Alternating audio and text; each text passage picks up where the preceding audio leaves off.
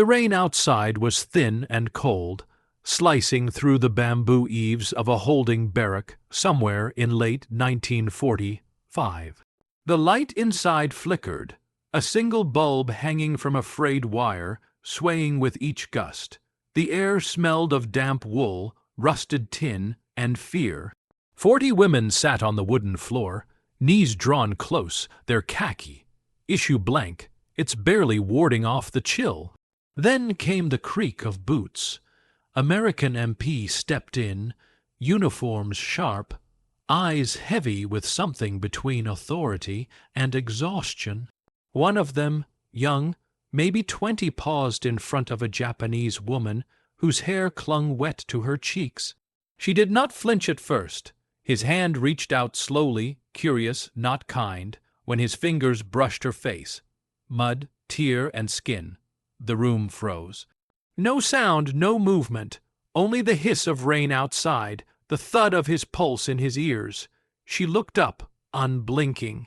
Her expression was not anger, not shame, just disbelief that even in defeat, she could still be made to feel smaller. Across the room, another woman's hand clenched around a wooden comb, her only possession left from home. No words were spoken, but every woman there understood what had just been taken. The MP withdrew his hand as if it had burned him. His comrade laughed it off, tossing a cigarette to the floor, muttering something about spoils of war. The others didn't join in. The silence was too heavy. That single gesture, a touch that was not meant to comfort, had turned the air poisonous.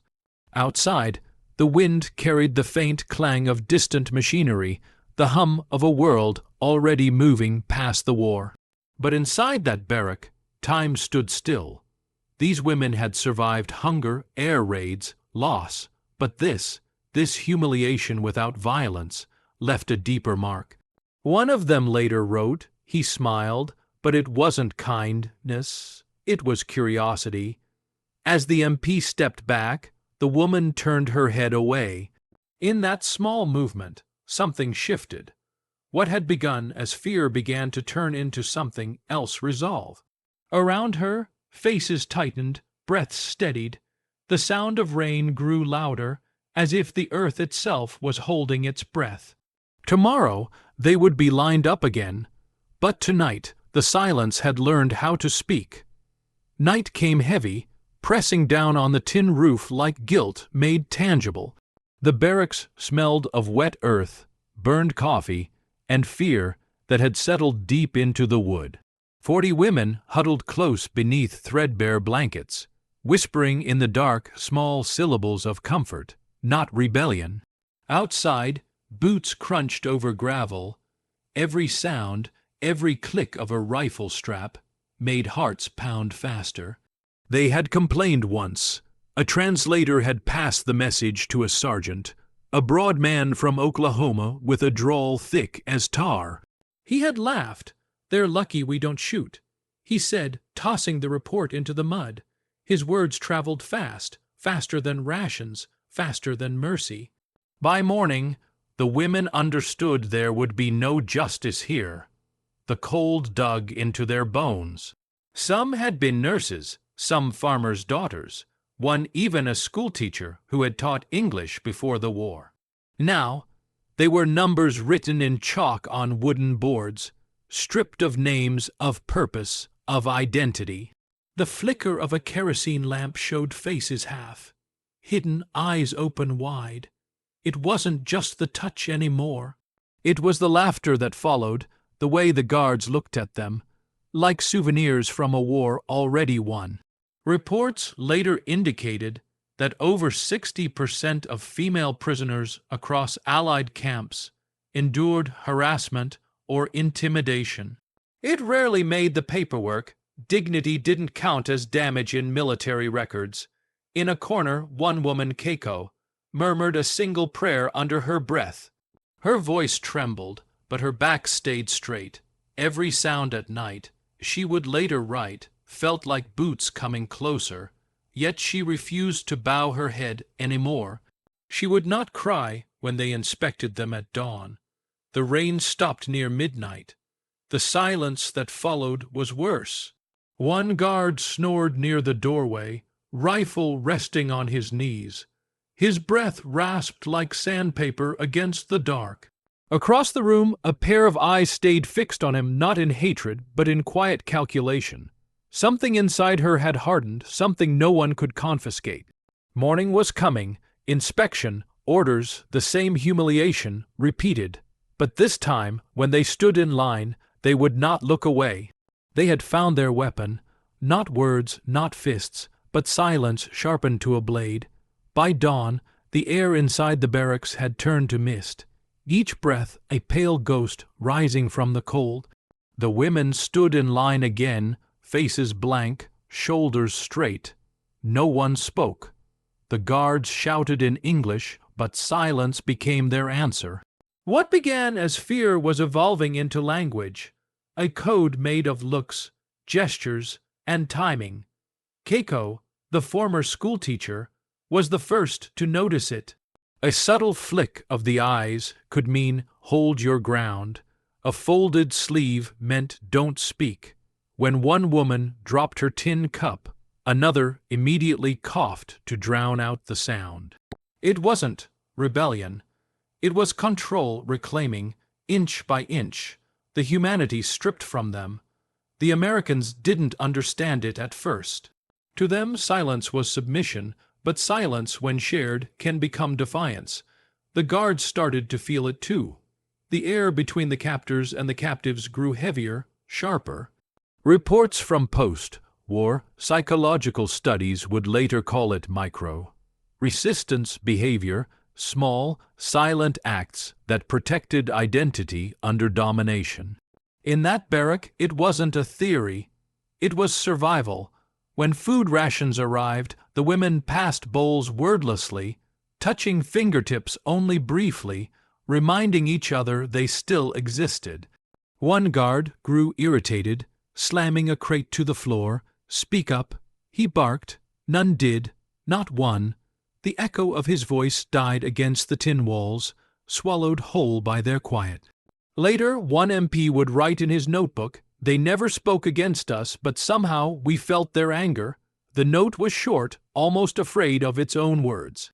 Even soldiers conditioned to command began to sense something shifting, respect, or perhaps guilt, creeping in where mockery had been.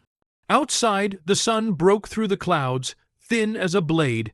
Its light fell across their faces, bruised, tired, but unbroken. Keiko glanced at the youngest among them, a girl barely 18, and gave the faintest nod. The girl returned it. That nod was everything, a contract, a vow, a promise that this war would not claim their dignity too. The barrack doors clanged shut behind the guards. Inside, 40 silent women exhaled as one. For the first time, they were not victims. They were witnesses documenting each injustice without a single word. And what silence records, history never forgets.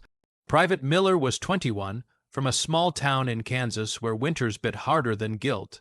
He had been drafted straight from the wheat fields, handed a rifle, and told the world needed saving. But standing guard in that muddy camp months after Japan's surrender, he wasn't sure what saving meant anymore. That night, after lights out, he wrote in his pocket notebook, the look in her eyes like I wasn't human anymore. He didn't name her, but everyone knew who he meant. The one he had touched, the one who didn't look away. His hand still trembled when he remembered it, not from fear, but from shame that felt heavier than any rifle. He tried to talk to Sergeant Dorsey about it once. The older man just grinned, slapped him on the back, and said, "Son, war's over. Don't overthink peace." But peace didn't feel like this. Peace didn't smell like sweat, kerosene, and unspoken guilt. Records declassified decades later revealed that 23 military police in Pacific holding zones admitted to inappropriate conduct. During interrogations or morale checks, most confessions never reached higher command. The system swallowed its own sins quietly, just as it had trained its soldiers to do. Miller's notebook survived, creased, water-stained, tucked inside his duffel long after he shipped home. One line stood out. "I wanted to apologize, but the war didn't allow softness." That sentence became his lifelong sentence. Inside the camp, he started to act differently. He stopped shouting during roll call. He brought water before being ordered. He even asked the interpreter to ensure blankets were issued fairly. The other guards mocked him, falling for the enemy, Miller.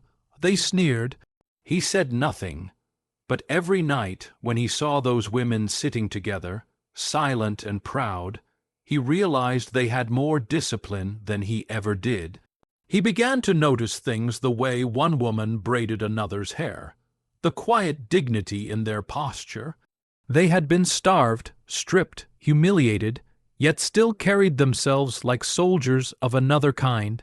And that quiet observation began to spread, one conscience infecting another. One soldier at a time, guilt became awareness. And awareness, though fragile, has a way of reaching the top, because by dawn the whispers had already reached command.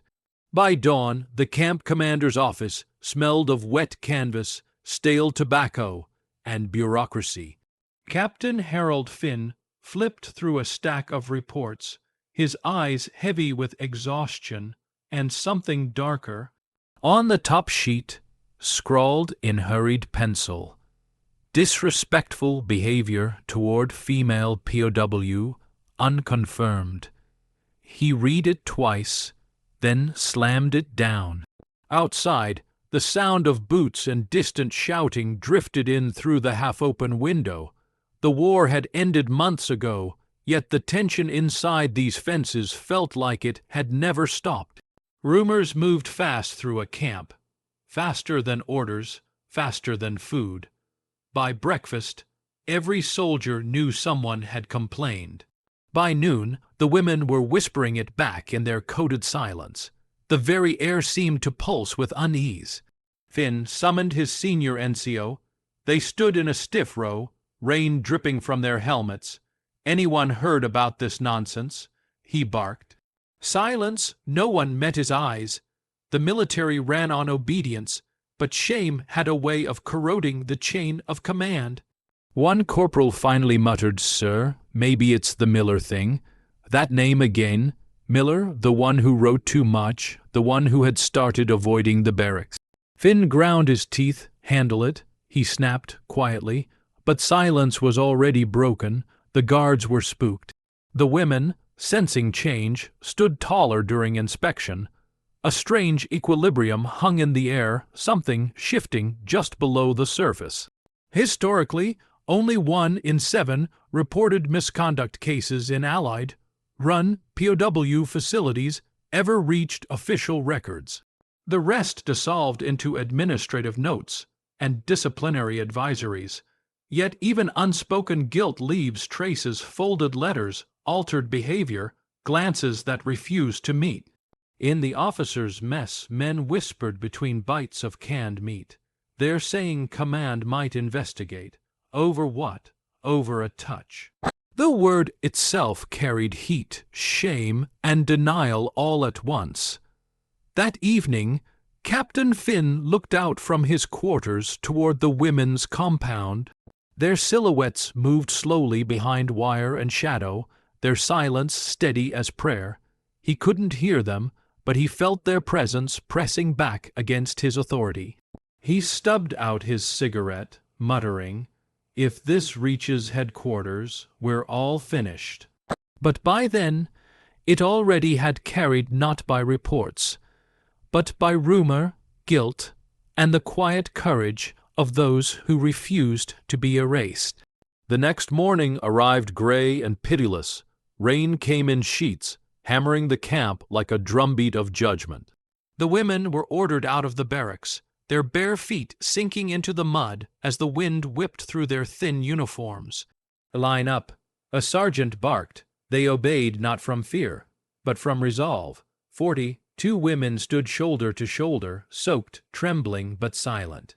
The guards paced before them, shouting questions, demanding names. Who started this? Who talked to command? Their voices echoed against corrugated metal and silence. Not a single word came back. For 2 full hours they stood there, rain turning the yard into a swamp of cold and humiliation. But it wasn't submission anymore. It was defiance, dignified, collective, unbroken.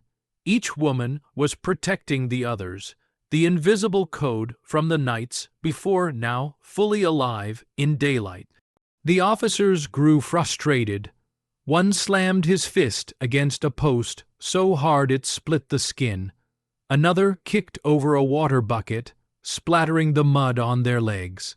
Still, they didn't flinch. Their silence was louder than any scream could have been. Witness reports from other camps described similar moments, when oppressed prisoners realized that stillness could be stronger than violence. That day, the women of this camp embodied that truth. Private Miller watched from the guard line, helmet dripping. He didn't shout, didn't move. He just watched, and something inside him shifted completely. Later, he would write, their silence was louder than the thunder. Captain Finn emerged from his hut, trench coat flapping in the storm. He scanned the faces before him, blank, unreadable, powerful in their unity. He ordered them back inside, but hesitated a second too long. In that moment, every man there felt it. Control was slipping away, not through rebellion, but through unyielding dignity. When the women finally marched back to their barracks, soaked to the bone, no one spoke.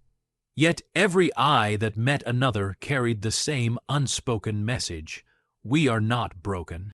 Behind them, the guards stood still, the rain washing the mud and shame from their boots, but not from their conscience. Something irreversible had begun that morning. By nightfall, one young corporal would decide he couldn't stay silent any longer. Corporal James Nolan couldn't sleep that night. The rain had stopped, but the dripping from the eaves kept time with his heartbeat. He sat on his cot, uniform jacket unbuttoned, staring at his hands that had done what he'd been told, not what he believed. He was only 20, drafted out of a Pennsylvania mining town where honor was a word carved into gravestones, not practiced in real life. That morning's lineup haunted him. The women had stood like statues in the storm, 42 of them unmoving, unbroken. Their silence, their composure, their refusal to crumble under orders, it shook something inside him. He thought of his sister back home, barely 19, waiting tables, sending him letters scented with home, cooked meals and faith. He wondered what she'd think if she saw him now. He reached for paper and began to write. His pencil scratched unevenly across the page. We did something wrong here. Maybe not all of us, maybe not with malice, but wrong all the same. The words came fast, messy, spilling out like confession. Weeks later, that letter reached his mother. Her reply came back folded twice, stained with flour from her kitchen. One line struck him like a bullet. Right is harder than orders, Jimmy. It was the first time anyone had told him that courage wasn't in fighting, but in refusing to follow when the path was rotten. Nolan started to change quietly. During duty hours, he corrected guards who joked too crudely. He ensured rations were distributed fairly. Once, when a senior officer barked, "Why so soft?" he answered, "Because somebody should be." The officer sneered, but said nothing more. By late 1945, over 70% of Allied personnel in forward bases were under 25 years old. Boys shaped by war before they'd even known peace.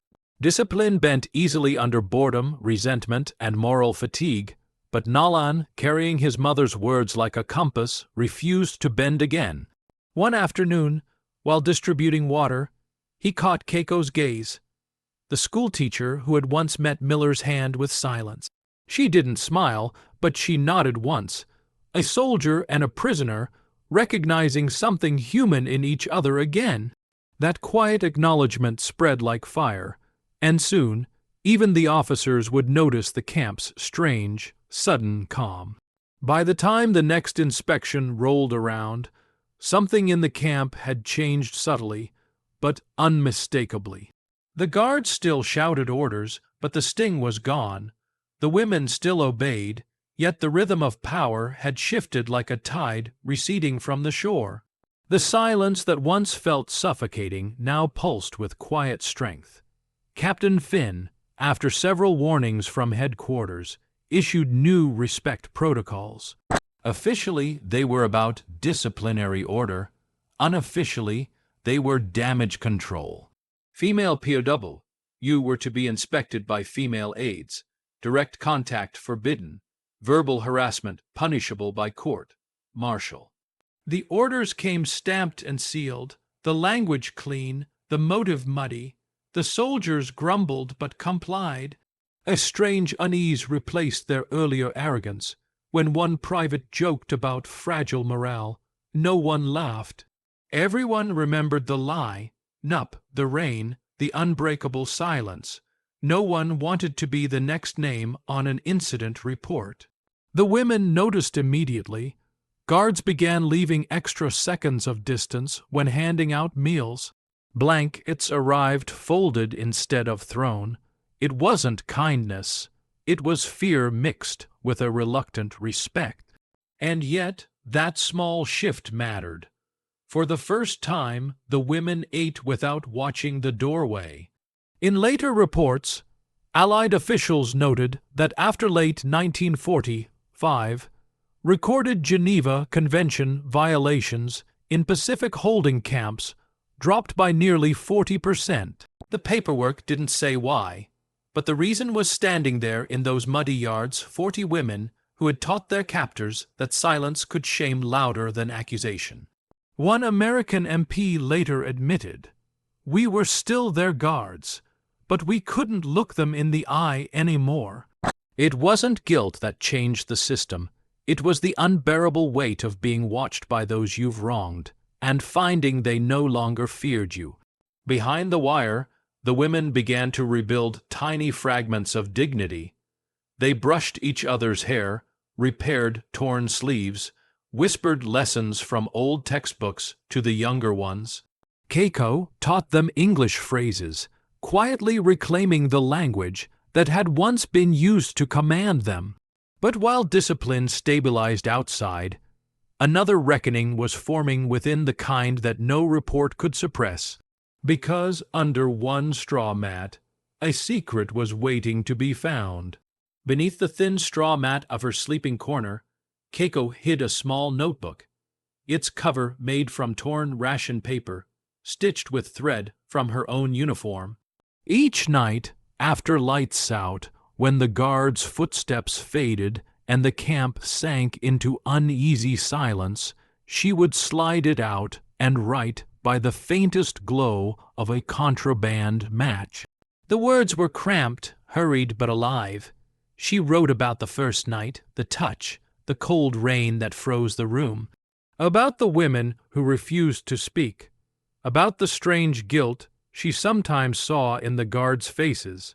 It wasn't just a diary, it was evidence, truth preserved against the erasure of war. She knew it was dangerous.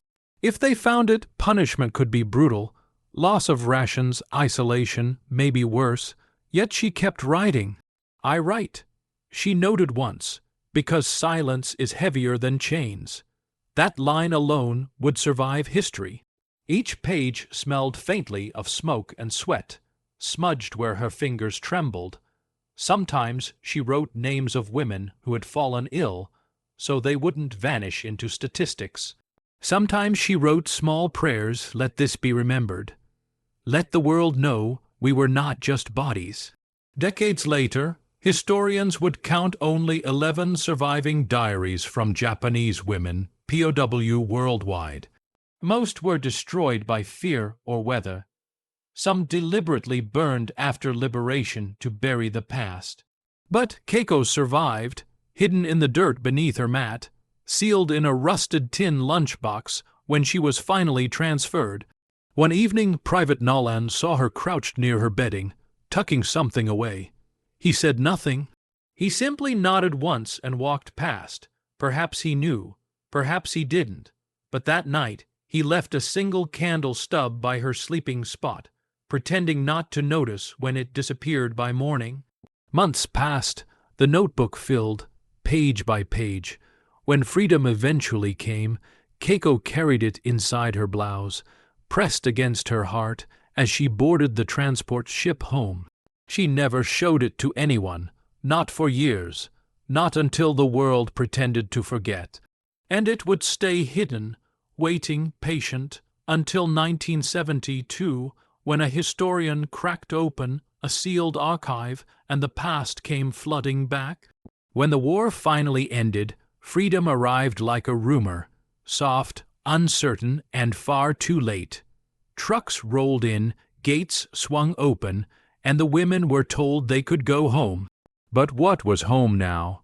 The sky looked the same, yet everything beneath it had changed.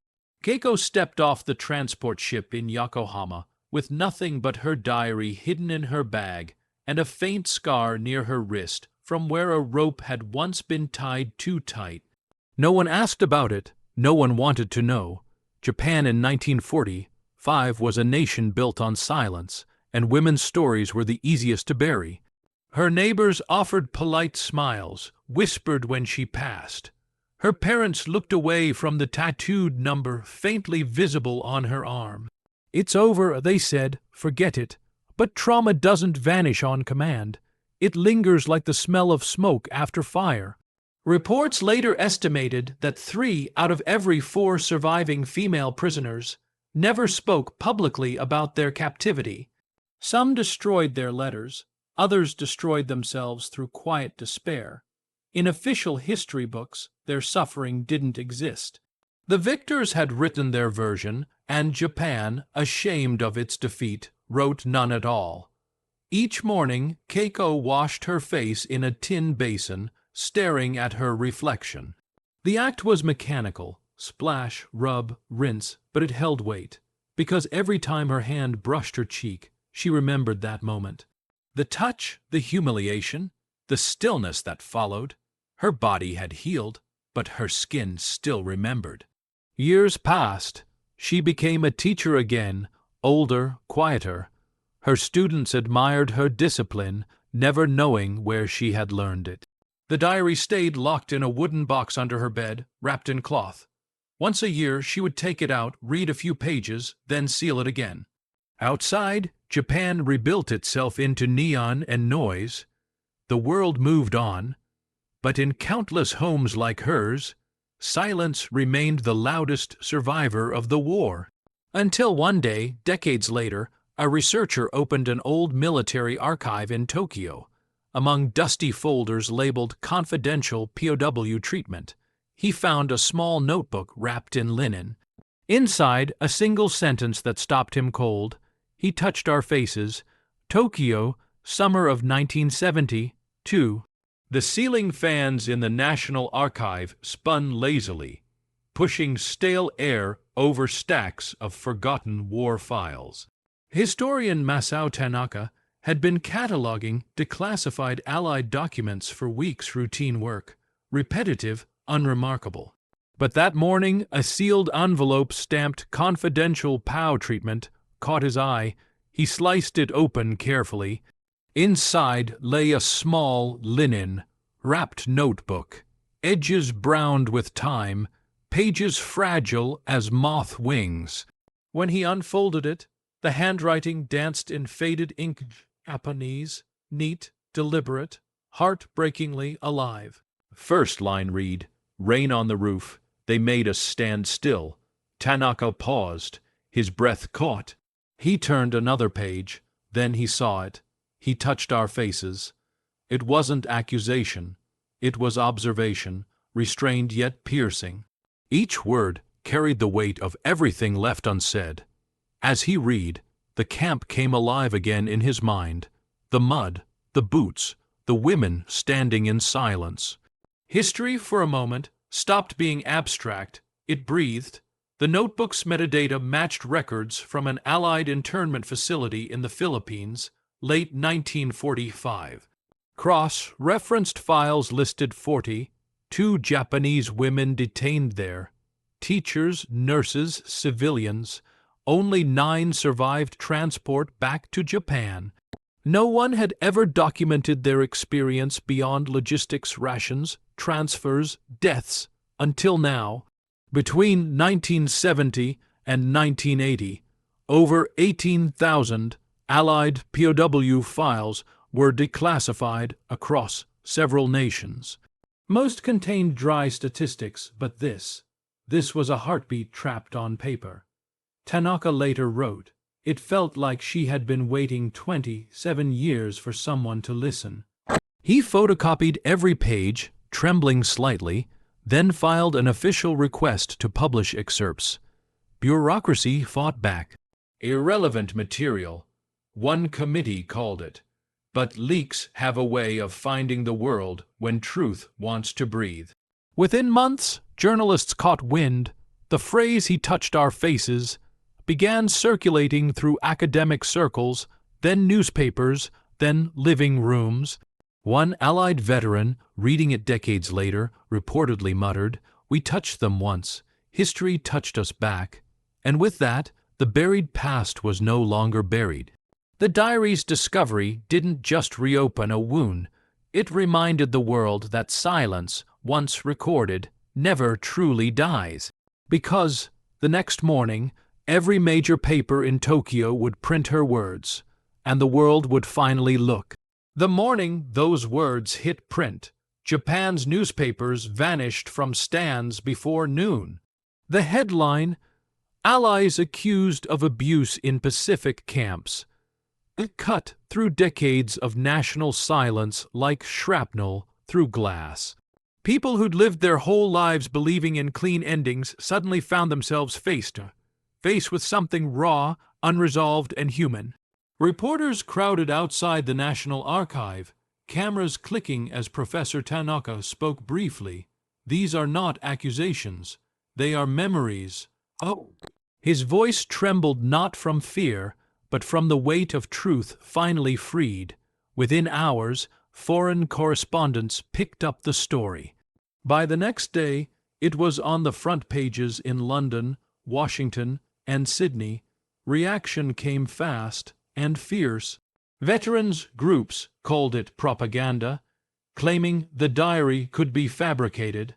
Some readers demanded apologies, others tore the newspaper in half, unwilling to accept that their heroes could be capable of cruelty.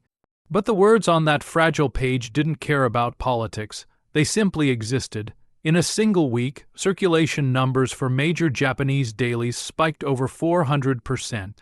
Talk shows debated the moral fog of victory.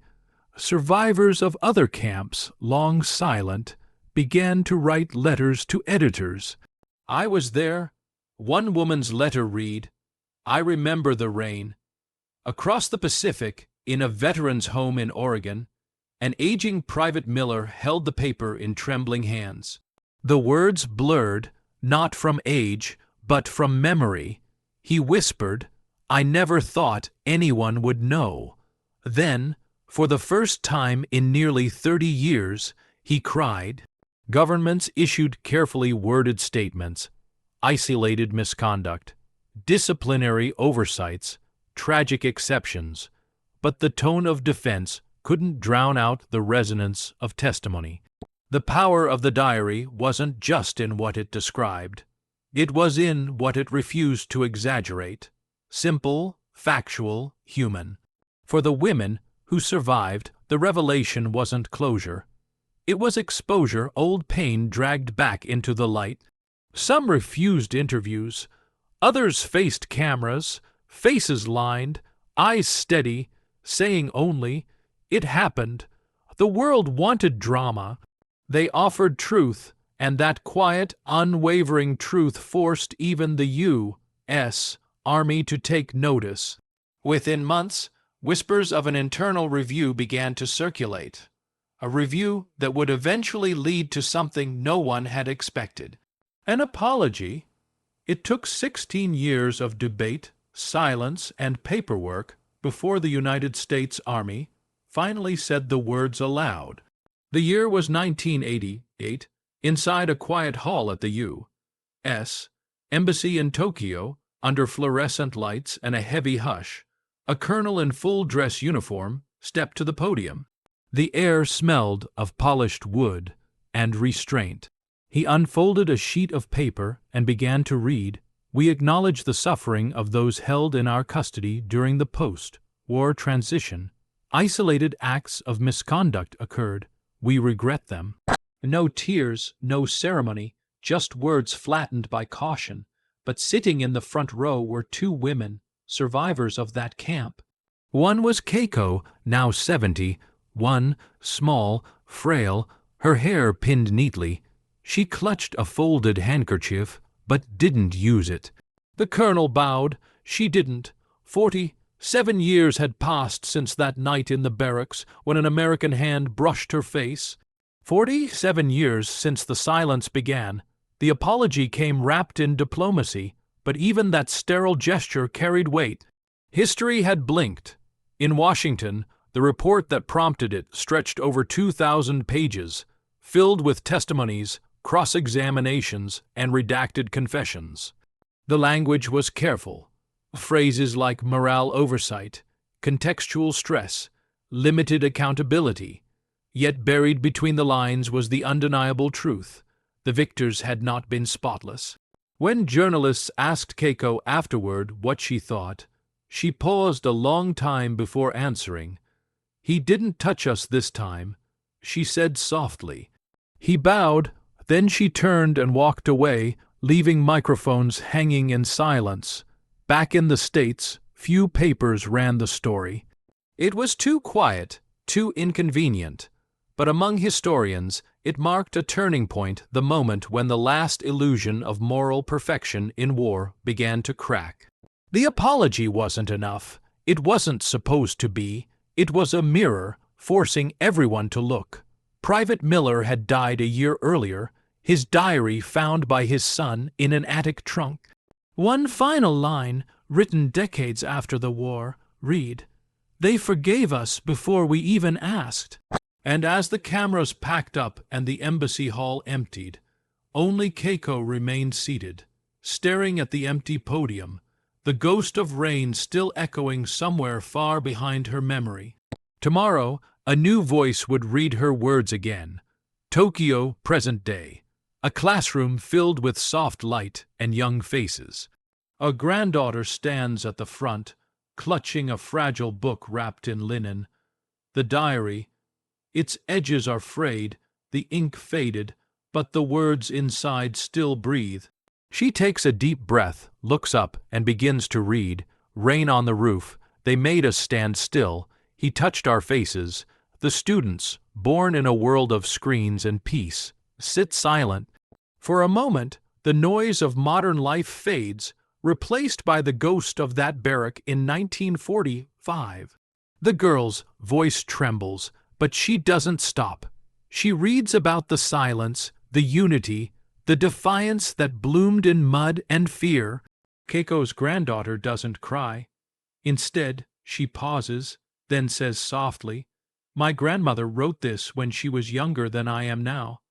The words hang heavy. The class breathes together, the way the prisoners once did. On the blackboard behind her are dates, numbers, nations. But none of them matter now. What matters is the small human truth that slipped through the cracks of victory and defeat. That empathy is not weakness. That power without restraint is its own kind of ruin. Modern estimates suggest over 70 million civilians were displaced during the Second World War. Families scattered, stories lost, voices silenced. Yet one notebook, hidden under straw, managed to outlive them all. Its pages became a bridge between enemy and memory, guilt and grace. In the back row, a teacher, old, quiet, once a soldier's son, wipes his glasses. The granddaughter closes the book. She said remembering isn't hate. She adds, it's knowing where the line is. Outside, rain begins to fall. the same thin, steady rain that once tapped against a barrack roof decades ago. The sound fills the room like an echo, linking past and present in one breath. The class remains silent for a while, no applause, no discussion. Just reflection, then the bell rings, the girl stays behind, tracing her fingers over the cover, whispering to herself, "Now they'll remember." And somewhere in history's long corridor, the women who once stood in the rain finally feel seen, because memory, when spoken aloud, is how humanity draws its line, and dares not cross it again.